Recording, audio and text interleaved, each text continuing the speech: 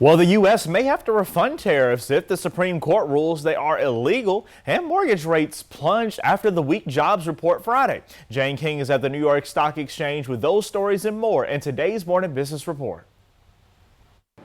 Good morning. Mortgage rates took their biggest single-day drop in more than a year following the downbeat August jobs report. The average fixed 30-year mortgage rate stands at 6.29% as of Friday.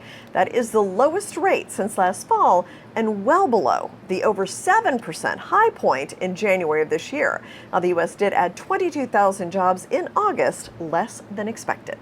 International postal service into the U.S. fell dramatically following the closure of a tax loophole tied to low-cost imports. That's according to the Universal Postal Union.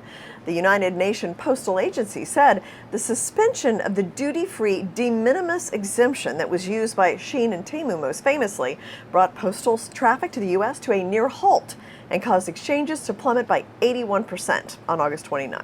Stocks wobbled Friday after that weaker than expected jobs report. Now, while the weak job growth likely does mean an interest rate cut this month, it also stokes some fears of a recession.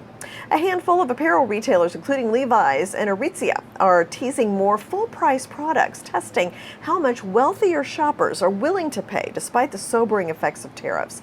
And they have not been disappointed so far. Levi Strauss, for instance, raised prices on some products in July, but saw no slowdown in demand. Aritzia's finance chief echoed that, saying there had been minimal impact on how much the U.S. customer was ordering after the luxury maker raised some prices earlier this year.